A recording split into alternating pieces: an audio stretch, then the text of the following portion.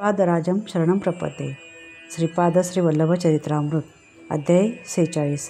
श्रीपादांच्या चरणपादुकेवरील मंत्राक्षतामध्ये वाढ. पादुकांची श्री भास्कर पंडितांना भेट. आम्ही भास्कर पंडितांकडून परवानगी घेऊन प्रयाणात सिद्ध झालो. भास्कर पंडित थोड्या वेळ ध्यानस्थ झाले. श्रीपादांच्या पादुका भास्कर पंडितांनी आपल्या देवघरात ठेवल्या होत्या. त्या पादुकांवर वाहिलेल्या अक्षता वाढत होत्या. ते पाहून आम्ही आश्चर्यचकित झालो. भास्कर पंडित म्हणाले, हे श्रोत्यांनो, श्रीपादांच्या लीला अगम्य आहेत. श्री पद्मावती मातेचे जन्म नक्षत्र मृग आहे आणि श्री व्यंकटेश्वराचे जन्म नक्षत्र श्रवण आहे. उत्तर फाल्गुनी नक्षत्र पद्मावती मातेस मित्रतारा आहे, तर श्री व्यंकटेश स्वामींना ते परम मित्रतारा असल्याचे त्यांचे लग्न नक्षत्र उत्तरा फाल्गुनी आहे. आजसुद्धा उत्तरा फाल्गुनी नक्षत्र आहे. या दिव्य नक्षत्रावर श्रीपाद प्रभूंच्या चरणपादुकावरील मंत्राक्षता वाढल्या. यावरून श्रीपाद प्रभू साक्षात पद्मावती आणि श्री व्यंकटेश स्वरूपच आहेत हे कळण्यासाठी त्यांनी ही लीला केली. यातील थोड्या मंत्राक्षता तुमच्याजवळ ठेवा, त्या तुम्हाला शुभ ठरतील आणि श्री प्रभूंची कृपा तुमच्यावर सदोदित राहील. शंकर भट्ट आणि धनगुप्त यांच्याबरोबर देशपर्यटन आणि विविध क्षेत्राचे दर्शन. आम्ही प्रवासाचा संकल्प करून बैलगाडीने प्रवास सुरू केला.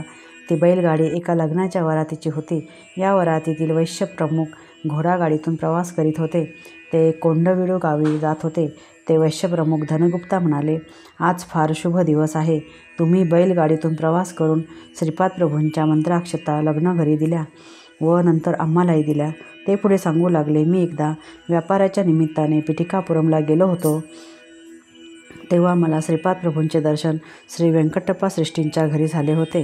त्यावेळी श्रीपाद प्रभू प्रेमभराने म्हणाले, तुझ्या पुत्राच्या विवाहसमयी मी मंत्राक्षता आशीर्वाद स्वरूप तुला पाठवून देईन. ज्यांच्याकडून मंत्राक्षता पाठवीन त्या ब्राह्मणास 2 वराह दक्षिणा दे. यानंतर आम्ही कोंडविळू गावी पोहोचलो. तेथे धनगुप्ताच्या मुलाचे लग्न मोठ्या थाटात पार पडले. या ठिकाणी आमची ओळख एका हिरे मोत्याच्या व्यापाऱ्याशी झाली. धनगुप्त कोंडविळू या गावी थोडे दिवस राहिले. मी मात्र घोडागाडीने विजयवाटिका, सध्याचे विजयवाडा या स्थळी आलो. या महाक्षेत्रात कृष्णा नदी असून श्री कनकदुर्गा व श्री मल्लेश्वर स्वामी यांचे मंदिर आहे. कृष्णा नदीमध्ये स्नान करून मी देवदर्शन घेतले. देवीच्या देवळात मला एक वृद्ध संन्यासी भेटले. त्यांना अनेक दिवसांपासून पिठिकापुरमला जाऊन श्रीपाद प्रभूंचे दर्शन घेण्याची तळमळ लागली होती. विजयवाटिकेतून निघून आम्ही दोघे काही दिवसांनी राजमंडी क्षेत्री येऊन पोचलो. तेथे गोदावरी नदीत स्नान करून श्री मार्कंडेश्वराचे आणि कोटिलिंगेश्वराचे दर्शन घेतले. आमचा प्रवास श्रीपाद कृपेने अत्यंत सुखकर होत होता. मी माझ्याबरोबरच्या संन्याशाला म्हणालो, थोड्याच दिवसात आपण पिठिकापुरमला पोहोचू. तेथील श्रीपाद प्रभू अवतरित झालेले त्यांचे घर पाहू. श्री व्यंकटप्पा श्रेष्ठी आणि नरसिंहवर्मा यांची भेट घेऊ. ह्या श्रीपादांचे आजोबा श्री बाप्पनाचार्य लुलू यांचे आशीर्वाद घेऊ. श्रीपाद प्रभूच्या माता सुमती महाराणी, पिता अप्पलराज शर्मा आणि यांची भेट घेऊ. यानंतर आपण पिठिकापुरमहून कुरुगड्डीत जाऊन श्रीपाद प्रभूंचे दर्शन घेऊ. संन्यासी अत्यंत आनंदित झाला होता. मार्गातील अनेक देवालयाचे दर्शन घेत आम्ही थोड्याच दिवसात पिठिकापुरमला पोहोचलो. श्री बाप्पनाचार्य लुलूंच्या घरी आमची राहण्याची व जेवणाची खाण्याची व्यवस्था झाली. श्रीपादांच्या अनेक बाललीला आम्ही भक्तजनांच्या मुखातून ऐकल्या. श्रीपाद प्रभूंच्या असंख्य लीलांचे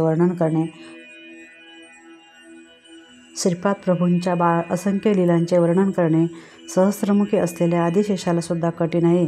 तेथेच माझ्यासारख्या यशकिंचित ब्राह्मणाची काय कथा. श्रीपादांच्या भक्तांचे कुरुगड्डीस प्रयाण. श्री नरसिंहवर्माच्या धर्मपत्नीने कुरुगड्डीत जाऊन श्रीपादांचे दर्शन घेण्याचा संकल्प केला. याच संदर्भात त्यांनी त्या श्री व्यंकटप्पा श्रेष्ठी आणि बाप्पनाचार्य लुलूंबरोबर चर्चा केली. सर्वांनी मिळून एकमताने कुरुगड्डीत जाण्याचा निश्चय केला. श्रीपादांचे मातापिता सुमती महाराणी आणि अप्पलराज शर्मा आपल्या पुत्राच्या भेटीची अत्यंत उत्सुकतेने प्रतीक्षा करीत होते. या सर्व मंडळींनी 18 घोडागाड्या ठरविल्या. त्यात बसून सामानासह एका शुभदिनी प्रातःकाळी सर्वांनी प्रयाण केले. पिठापुरम ते कुरुगड्डी अंतर बरेच असल्याने प्रवासास कित्येक दिवस लागणार होते. सुमती महाराणीस आपल्या लाडका पुत्राचे मुख केव्हा पाहीन असे झाले होते. त्यांच्या आठवणीने त्या मातेच्या डोळ्यात पाणी तरळले. सर्वांनी तिला आपण श्रीपादांना लवकरच भेटणार आहोत ना असे सांगून तिचे समाधान केले. प्रवास चालूच होता. आई वडील, आजी आजोबा यांना श्रीपाद प्रभूंचे पुनर्दर्शन. सर्वार्थयामी आणि माया नाटक सूत्रधारी असलेले त्रिकालदर्शी श्रीपादांना बसल्या ठिकाणी पीठिकापुरमहून येणारी मंडळी घोडागाडीसह दिसत होती. प्रातःकाळी निघालेल्या गाड्या दुपारचे 12 वाजेपर्यंत चालतच होत्या. अचानक एक अद्भुत घटना घडली. गाडीवानांसह सर्व मंडळींना एकदम मूर्छा आल्यासारखी वाटले. त्या सर्वांना आपल्या गाड्या आकाशमार्गाने जात असल्यासारखा भास झाला. थोड्या वेळाने मूर्छा गेल्यावर आम्ही पाहिले तर एका अनोळखी प्रांतात आल्याचे जाणवले. गाडीतून खाली उतरून तो कोणता प्रांत आहे ते आम्ही पाहू लागलो. रस्त्याने येणाऱ्या एका वाटसरूस ते कोणते गाव आहे ते विचारले. तो म्हणाला, महाराज, हे पंचदेव पहाड गाव आहे. आज गुरुवार असल्याने आम्ही श्रीपाद प्रभूंच्या दर्शनास गेलो होतो. त्या महाप्रभूंनी त्यांच्या दर्शनास आलेल्या प्रत्येक भक्ताला क्षेमकुशल विचारून त्याच्या आधीव्याधी दूर केल्या. दर्शनास आलेल्या सर्व भाविकांसाठी जेवणाची उत्तम व्यवस्था होती, असे सांगून तो वाटसरू आपल्या मार्गाने निघून गेला. आम्ही प्रातःकाळी पीठापूरहून घोडागाडीने निघालो होतो. आता दुपारचे 12:30 वाजले होते आणि एवढ्या थोड्या वेळात येथे कसे येऊन पोचलो याचे महद आश्चर्य वाटत होते. आम्ही नावेतून नदी पार करून कुरुगड्डी गावात प्रवेश केला.